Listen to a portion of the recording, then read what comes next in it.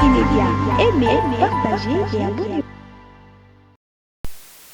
Bonsoir peuple congolais, to bonjour, ezo dépendre na Hermini, ozolanda biso na 4 points ya globe terrestre. Dépêche ezali émission na bino à temps réel, autre la bino par information à temps réel, na système kane na lobaka, puka lelo, lamba lelo, lia lelo. Webi na Congo chaque jour to la mukaka par information ezanga kate. Na dépêche à lelo boka mapenza parce que batu batengaki nga balingi mpe bamonaka nga moko ndenge na lobaka na dépêche. Dépêche ya lelo toza na bainformation ebele. Avant nanu nabanda na dépêche ya lelo tosalaki émission moko spéciale na Christopher Ngoyi oyo azali coordonnateur ya société civile.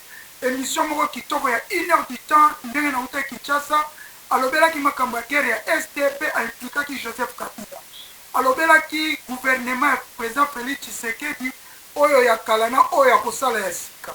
Alobelaki makambo ebele oyo eza koleka na mboka na biso. Soki oza na temps kota na YouTube na biso As TV Media olanda émission oyo tosalaki na Christopher Ngoyi. En tout cas okozala desite okozwa penza ya mingi. Tokofungola dépêche na biso lelo Cardinal Mbongo abwaki mafuta. Cardinal Mbongo abwaki mafuta na makala moto epeli lisusu makasi. Cardinal Mbongo alobi asalaki omeli na pake na messe. Cardinal Mbongo alobi ke soki batu baza ko rejoindre nanga ba M23 parce que gouvernement ya Kinshasa azali ko partager pouvoir na yena batu te. Gouvernement ya Kinshasa azali ko sala makambo malamu te. Gouvernement ya Kinshasa azali ko nyokola batu peuple aza ko souffrir moyibi makambo ebele batu bazali penza ko paye gouvernement Kinshasa yango wana batu baza ko rejoindre nanga M23 na rébellion tope na Kinshasa. Alobi ke gouvernement Kinshasa ezali ko kabola te. Donc à vrai dire Cardinal Mbongo aza ko soutenir ndenge batu baza ko rejoindre rébellion ya M23 o nanga akomi coordonnateur. Alors Cardinal Mbongo aza na Kinshasa ekozala malamu mingi toluka pe jour to yambaye a expliquer biso ndenge tozali koyamba mosengo na Africa Vision oyo ya Omer Yembesi. Na mboka o Rwindi boyebi bato balandaka dépêche nalobaka ke babotolaki Rwindi tango commandant général Chiko azalaki kuna. Mais na moment toza koloba boye FARDC a récupéré Rwindi ba bombe ebetami ya danger. Bokolanda ndenge FARDC abotoli Rwindi, bokolanda ndenge masasi ezali kopeta na Rwindi, ndenge ba bombarde FARDC a récupéré Rwindi. Tolobi kaka longonya na FARDC ndenge ba récupéré Rwindi. Bokolanda lisusu na dépêche lelo vidéo en pleine guerre ndenge FARDC azokunda na este. En tout cas FARDC longonya FARDC aza kopunda FARDC aza komipesa nyonso yango tozosenga na gouvernement Kinshasa bakitisa salaire ba député ya ba ministre ya ba membre ya gouvernement ya ba PCA ya ba DG bakitisa ba renforcer ration ba renforcer l'équipement militaire babenga ngo austérité na moment oyo il faut effort de guerre euta na gouvernement salaire ya batu ezala diminuer pona ko aider ba militaire na biso bokomona en pleine guerre. Commandant ya FARDC azwi masasi toyebi te soki akufi to akopika. Bokolanda yango na dépêche ya lelo epesi mape epesi courage na basodo bazobunda yango tosengi na gouvernement na ndenge babenga austérité sacrifice effort de guerre. Salaire ya baministre bakitisa yango par 3, badepute bazwaka 20 000 bakitisa yango na 7 000, bapca bazwaka 5 000 bakita na 2 000, badg baministre bazwaka 30 000 bakita na 10 000. Salaire ya bato ya gouvernement nyonso ya likolo ekita. Mbongo wana ekende na effort de guerre ekozala mpenza malamu mingi. Botala na Burkina Faso kutu peuple nde azosoutenir effort de guerre. Peuple nde azosomba minduki aza kotya ba $1 ba $2. Mais biso tozoransonne peuple na bagopas na bataxe. Mais mbongo wana ezokende komaitaka basalaire badepute banini yango tosengi gouvernement ya Kinshasa gouvernement ekobima. En tout cas botala likambo kokitisa salaire ya badepute ya baministre ya bamembre ya gouvernement boluka bokitisa yango ekozala malamu mingi mpona korenforce basoda na biso. Botala ndenge basoda baza kobunda kuna na front mpona ekolo ndenge Mobutu aloba makila na biso mpona ekolo mpona mboka mpona peuple. Vive le Congo, vive le Congo. Bokolanda video wana kaka kuna na este bakondane 11 militaires ya FARDC baza bato ya liboso bazwi peine de mort bakoboma bango bakobeta bango masasi bana moratoire ya peine de mort endimamaki basoda na 11 bakoboma bango kuna na Goma mpona haute trahison. Bango baza barwandais te bazali bakongolais me bakize bango na haute trahison. Haute trahison bakize bango nini? Bakimaki bitumba na front. Ntango bitumba yaki makasi bakimi na front baye kosala propagation na camp militaire mpona basoda babunda te yango balobi bazali batraître bakondane bango na peine de mort. Bokolanda condamnation nango na dépêche ya lelo. Na dépêche ya lelo bokolanda Willy Ngoma. Willy Ngoma a confirmé nanga coordonnateur président ya ba M23 après meeting ya nanga. Willy Ngoma oyo koma azalaka major akomi lieutenant colonel ye mutu asimbi ba M23 kuna aza koconfirme ke nanga akomi coordonnateur ya ba M23 président ya ba M23. Bokolanda yango awa biso toza na commentaire akotia te soko oza na commentaire otie biso tozoyela bino badépêche bainformation toujours à temps réel. Na dépêche ya lelo bokolanda Martin Fayulu président eside ya Lamuka asali discours alobi ke mboka eza en danger, RDC eza en danger, asengi mutu nyonso asengage peuple nyonso asangana mpona tosauve pays. Soki tosangani te pays eza en danger contre ba multinational contre communauté internationale. Martin Fayulu azosenga peuple nyonso azala nsima na ye mpona kolibere mboka na biso. Naza na commentaire mingi akotia te tokolanda Martin Fayulu oyo babengaka soldat du peuple na discours na ye oyo asalaki. Kabuya secrétaire général ya IDPS oyo azali informateur ye mpe abwaki lisusu mafuta na moto asalaki meeting na ye lelo na base ya IDPS eyindaki mabe kuna na base ya IDPS. Kabuya alobi ke guerre ya M23 ezali Joseph Kabila Kabange ye mutu aza koalimate ba M23. Joseph Kabila tamboli na bapays ebele koluka baarme koluka minduki mpona kobundisa RDC. Abakisi lisusu boye ke Joseph Kabila Kabange oyo babengi rais China Rambo abimaki mboka na ndenge akatinini akobatama. Meme DGM eyebi te ke Joseph Kabila abimaki Congo azali kuna azali kotambola koluka minduki mpona kodestabilize ba institution ya mboka na biso. Tokolanda Kabuya oyo azali secrétaire général ya IDPS en plus azali informateur oyo azalaki kozwa information mpona kobimisa premier ministre. Tokotala baimage na matete bakangi kuluna ya mwasi mwana mokeme kuluna asimbaka bamasheti epesi mawa. Kuluna aza koloba ndenge baoperaka ya mwana mwasi kuna na matete na quartier vitamine 1. Naza na commentaire ya mingi akotia te tokolanda kuluna ya jeune fille ya mwasi aza koexplike ndenge nini baoperaka.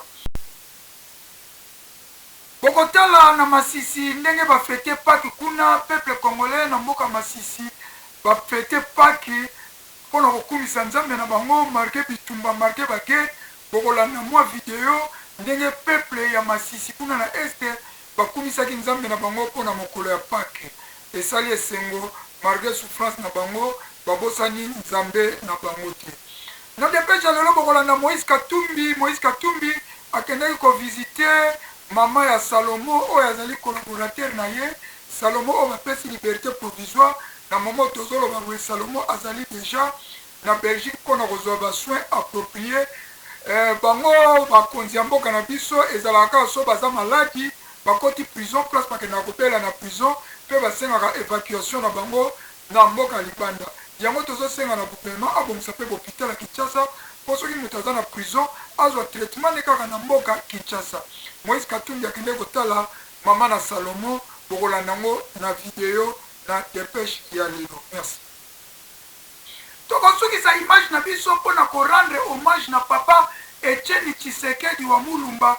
À titre rappel, makambo papa Etienne Tshisekedi alobaka soki azwi pouvoir akoinstaurer état de droit, soki azwi pouvoir akokanga bamiyibi nyonso, corruption kozala te, moyibi kozala te. Est-ce que Félix Tshisekedi aza kosalela makambo papa Etienne Tshisekedi papa na ye biologique, idéologie ya papa na ye, est-ce que azosalela yango to adévier idéologie ya papa na ye?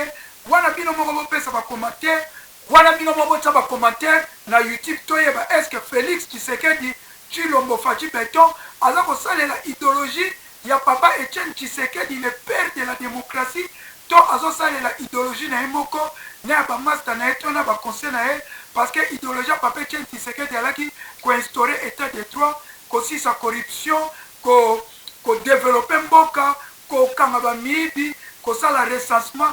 Est-ce que Félix Etienne Tshisekedi azali na bapande babaka sur le pas de Jésus? Est-ce qu'azali na sur le pas de papa Etienne Tshisekedi? Tokosukisa na image korendre papa Etienne Tshisekedi ba hommage na vidéo oyo. Bobosana pete lokola na babaki tokosukisa na oya papa Etienne Tshisekedi, kasi bobosana te Ada Bombole, le grand saoudien Itole Ada Bombole apesi candidature na ye na gouvernorat po akoma gouverneur ya province ya ville ya Kinshasa.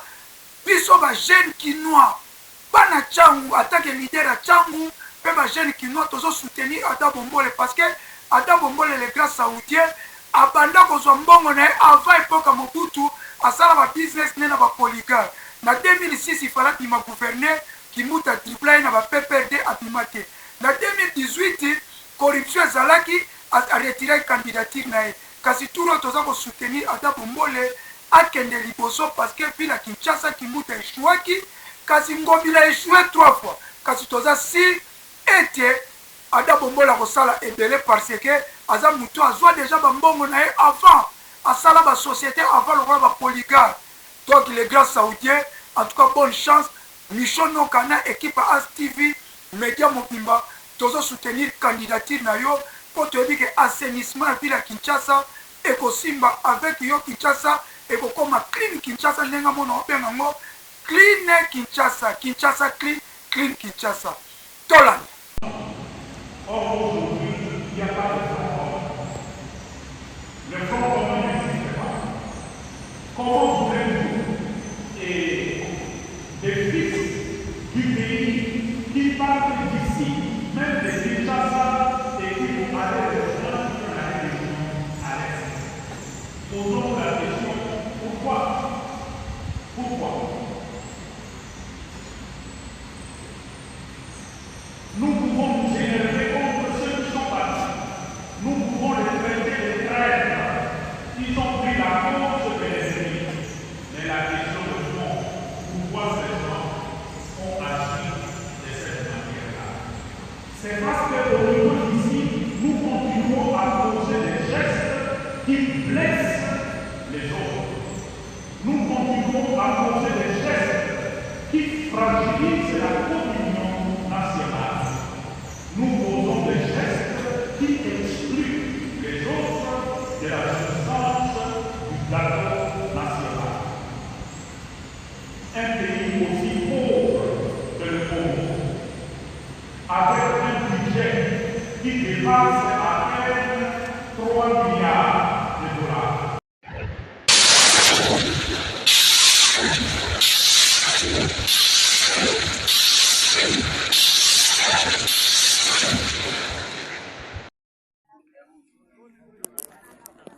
Mboka Mobimbeziki ebandi Rwindi Mobimbeziki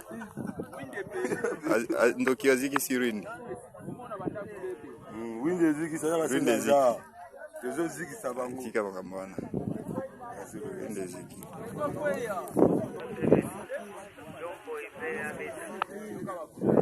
Rwindi ziki Rwindi ziki kolo masolo zo tango yangwana eziki deja tomona nani akotelema lisusu Rwindi eziki tobeti yango deja.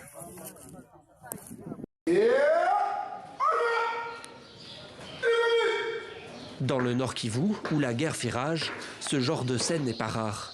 Ici, des soldats et officiers de l'armée congolaise sont jugés par une cour militaire. Mais cette fois-ci, l'audience est particulière. Pour la première fois depuis 20 ans, la peine capitale pourrait être appliquée contre ces hommes. Le moratoire a été levé il y a quelques semaines seulement par le ministère de la Justice. Et le parquet a requis la peine de mort contre certains d'entre eux. Nous l'avons déféré devant la cour militaire pour lâcheté, donc fuite devant l'ennemi et l'incitation des militaires à commettre des actes contraires au devoir. Ces prévenus sont accusés par le ministère public d'avoir fui le front devant l'ennemi, le groupe armé du M23. Un acte considéré comme de la trahison. Les officiers se défendent et rejettent cette version des faits. Notre client ne s'est jamais justifié, disant, Monsieur le Premier Président, que nous avons replié parce que nous étions en cours de munitions. Par contre, il a toujours soutenu, nous sommes allés récupérer les munitions. Le droit est nuancé et loge dans les nuances. En levant le moratoire sur la peine capitale, le ministère de la Justice dit vouloir se débarrasser des traîtres dans l'armée.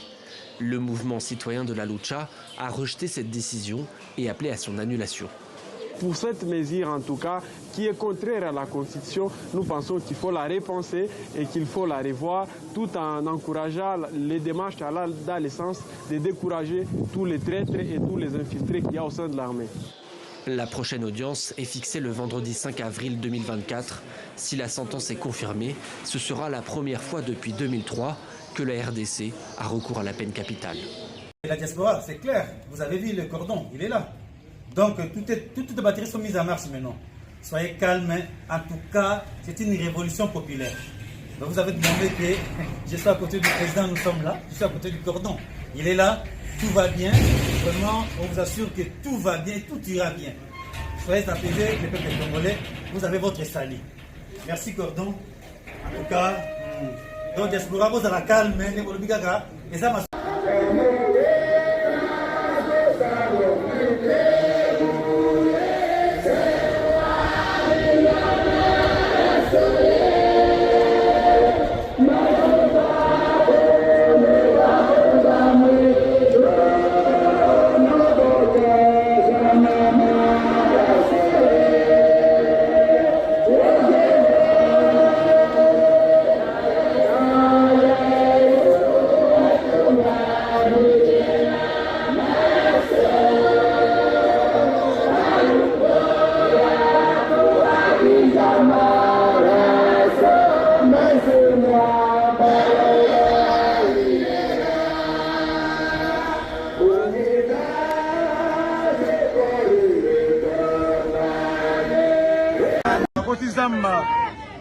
Ye tala naza koloba boye ide pese viva siko naza koyebisa bino vérité ya likambo wana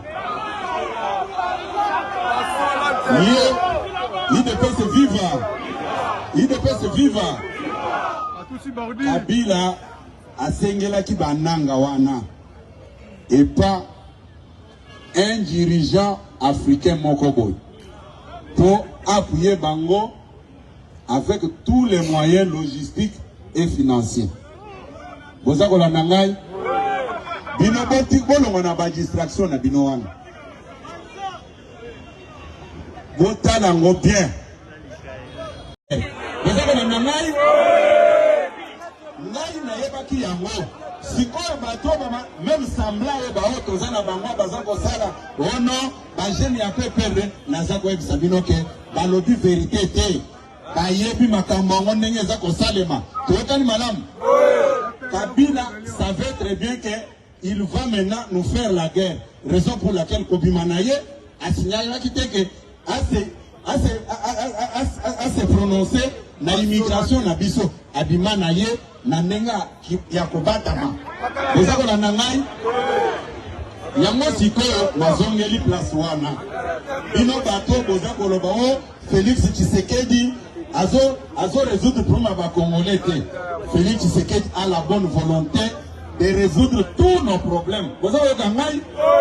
Mais guerre oyo batieli guerre wana o basala kasambla o bunagana occupé tunaka yeke yo zase na likambo bunagana wana oyebi yango te.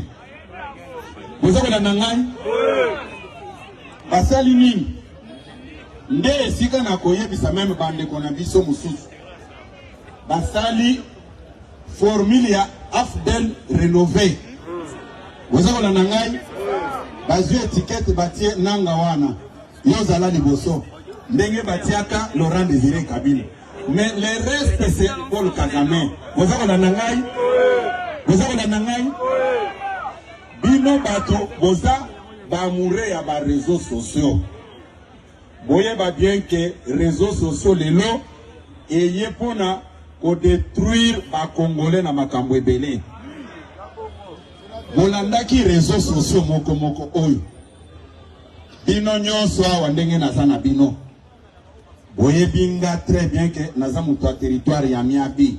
Vous étiez chez moi na famille na ngai na village na ngai boye biyango. D'abord je ne suis pas l'aîné de la famille, mais bomonaki mercenaire moko ba recruter ye aya lobi ke o Kabuya aza Angolais mama na ye ayaki na zemi na Angola. Mais si j'étais l'aîné de la famille, les gens pouvaient croire à ça.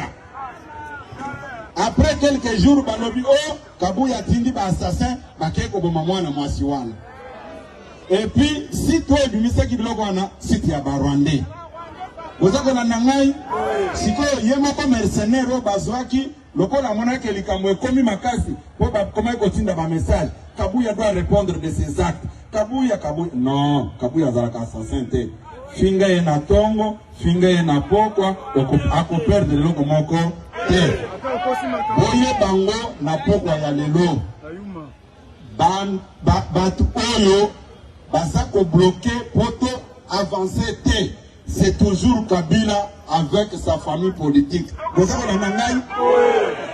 Tango tozalaki na bango esika moko, babande ko sala yango na moi réserve. Siko bamonike Tshisekedi a commis ko marquer ba point. Allez, ba télévision 23 na bango wana. Tango bamoni tolobi non, c'est les Rwandais qui sont derrière balobi onanga yakao.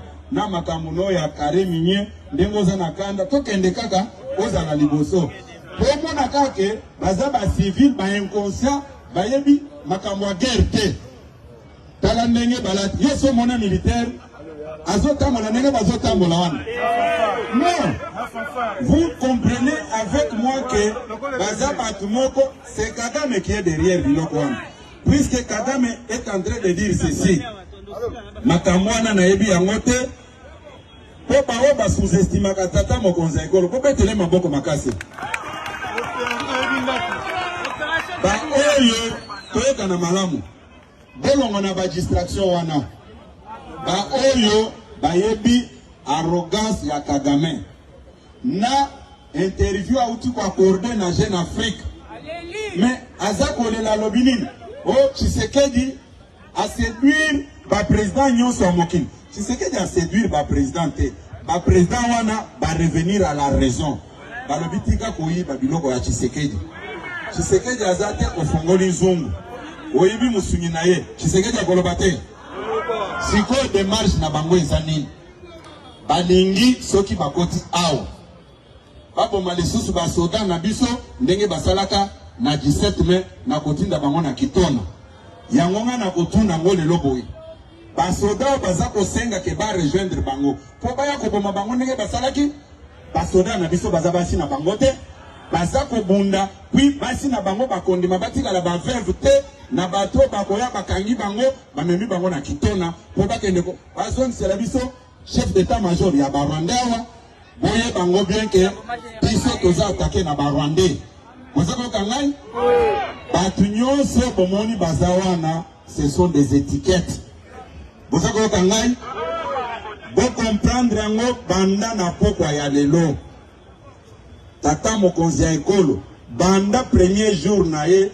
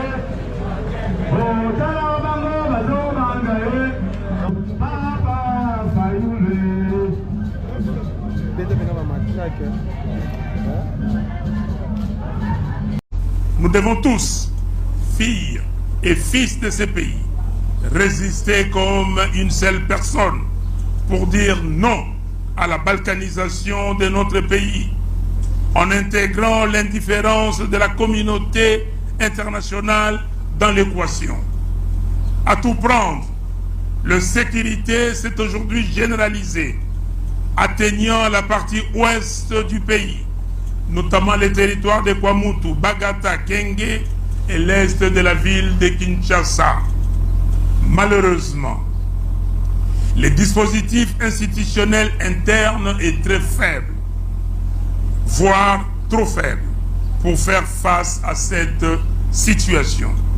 Ils souffrent surtout de l'illégitimité des institutions et de leurs animateurs, des dysfonctionnements résultant de l'incompétence de ces derniers, à laquelle il faut ajouter leur détermination à vider la substance de la Constitution du 18 février 2006, notamment dans son mécanisme d'accession au pouvoir.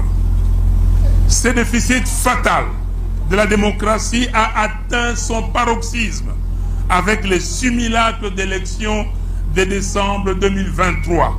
En effet, si en 2018, l'approche de la fraude électorale a... Ce Conseil national se tient, je l'ai dit, à un moment extrêmement difficile pour notre pays. La République est effectivement en danger. L'intégrité territoriale et la stabilité du pays sont sérieusement menacées des suites des attaques et agressions à répétition par le Rwanda et l'Ouganda dont nous sommes victimes depuis 3 décennies. De 1997 à ce jour, nous avons perdu plus de 12 millions de compatriotes. Plus de 7 millions de Congolais ont fui leur logis et sont appelés déplacés internes. Des millions de femmes ont été violées. Des millions de citoyens sont désœuvrés. Tout cela parce que notre pays fait l'objet de convoitises de la part de certains pays voisins, ainsi que de multinationales internationales soutenues par d'autres États. Et la communauté internationale a rajouté son grain de sel en contraignant le Congo dans l'accord cadre d'Addis Abeba de s'engager à, je cite, renforcer la coopération régionale, y compris à travers l'approfondissement de l'intégration économique, avec une attention particulière accordée à la question de l'exploitation des ressources naturelles. Fin de citation. Ressources naturelles du Congo, bien sûr. Depuis le 13 juin 2022, les ennemis de la République ont décidé de passer à la vitesse supérieure, sachant qu'il y a plusieurs complices tapis dans les institutions actuelles du pays et que les commandements de l'armée et son efficacité.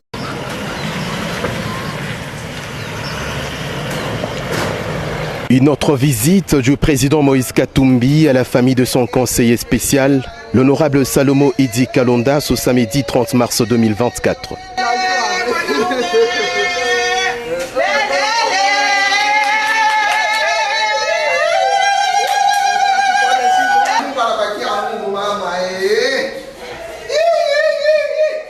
Avec son épouse, le chairman a une fois de plus réconforté la maman Aziza Ali, mère de son conseiller qui a été évacuée d'urgence pour les soins intensifs.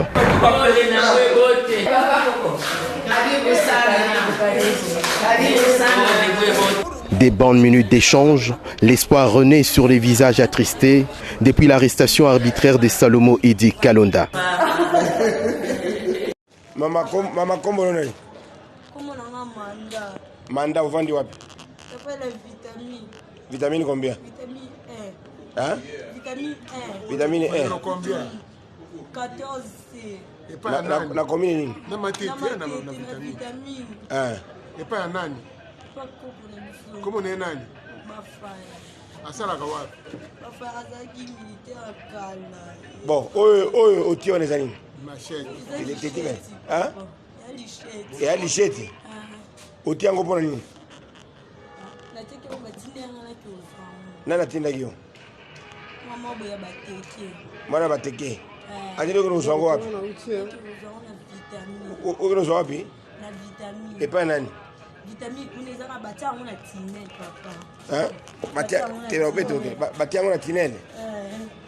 Place yo place batiaka. Personne za batol babuma kasi ba neza batol ndeza. Ah, donc ici bazui on ndeli duswa neza bo bazui bakoti on sko na kati wana. Bon, yo na komo nani otinda kio? Mama sheti bete mama. Otinda yo komo nani? Azana bateke. Komo nani? Sasa komo yo. Yo. Kombo na ye nani? Comme Jérémy. Jérémy. Je m'afana ate bafana na njili. Sikoyo. Bokutanaki wapi batinda yo? Na bateke kaka nazaki na mwana. Ndele ana ke vitamine ayebisi ngai na ke kozela yango pese zala. Bo zela na mte. Babla ba yo katalanga yawa. Yo place yo babomba yo byango ndeni. Lebo kasi balakise muntu pe ka fana nanda la kise biso ke to bomba ngo yango ngamona kile na yake ozwa. Te zela nanu. Olobi yo na Jérémy boza relation. To solo la ka bien. To ka beto be na fana na nef. Yo olobi afani na njili. Kasi na njili na nef. Yo vandi wapi? Ngai na fana na vitamine. Siko ye na yo ka ye na njili yo na vitamine boye bani. Kasi na kote la ibala nde. Boye bani na ndeni.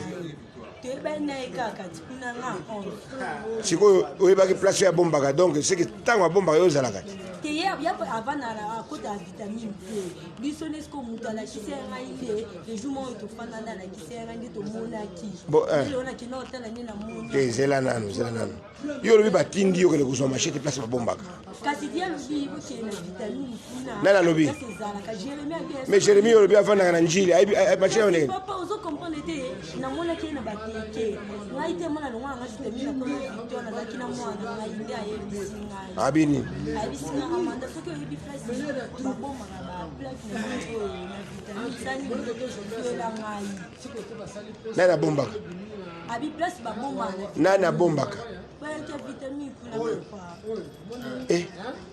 yo ntango babombaka yo ozalaka nazala te oki te papa na sikoyo oyebi ndenge ndenge machine eza place wana jour mo tofanda na tinel manyaka mwana adavina wana ye alobaka abi ete kutu babomaka plaque na bongo so babima tinel babomaka ngo wana wana yebi na ngai te papa nalonga nanga de avitamine sikoyo machete oyo lakisa bon ntango ozwi yango ntango ozwi otiaki yango ndeni lakisa biso nde osalaki te zela nano longola nono bimisa nano yango bon lakisa biso ntango ozwi yango ndeni ozwaki yango ndeni na tole po ntango bimiso otie ndenge nini lakisa biso otie boye ndeni tia na tala batia ndeni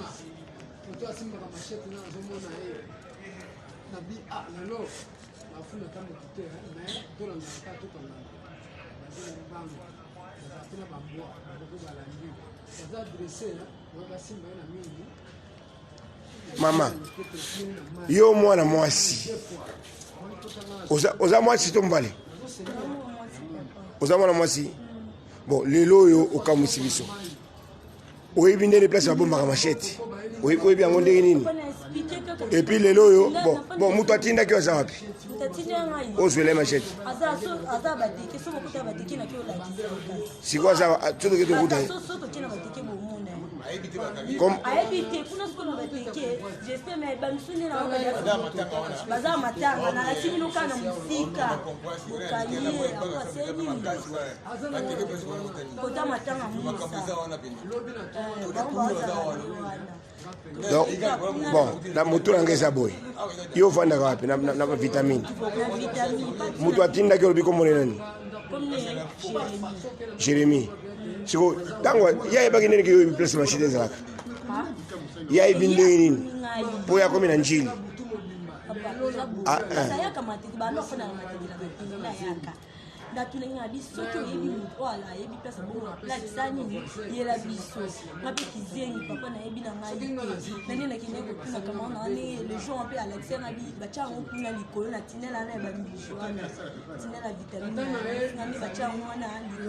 Tout le monde au Congo est convaincu que l'argent qu'on donne ne va pas dans ce que vous appelez construction des routes ou des ponts, faire tout ce qui est intérêt national. Donc il y a la corruption, c'est ça?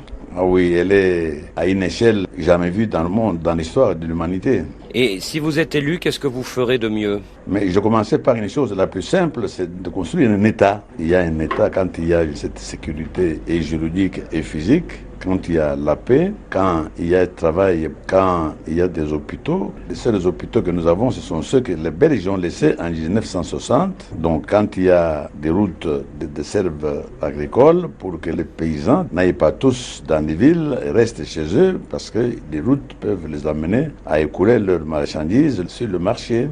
Mais la corruption que vous dénoncez, elle existe depuis l'époque Mobutu. Est-ce qu'elle n'est pas rentrée dans la culture de beaucoup de Congolais? Est-ce que vraiment vous pourrez la combattre? Non, pas du tout. Quand j'étais élu Premier ministre, dès le jour même, tous ceux qui avaient les biens de l'État ont rendu les biens de l'État à l'État. C'est pour vous dire que quand l'exemple vient d'en haut, les gens suivent. Mais quand la corruption commence d'en haut, alors comment voulez-vous qu'elle puisse ne pas avoir lieu? Parce que justement, les poissons commencent par pourrir par la tête.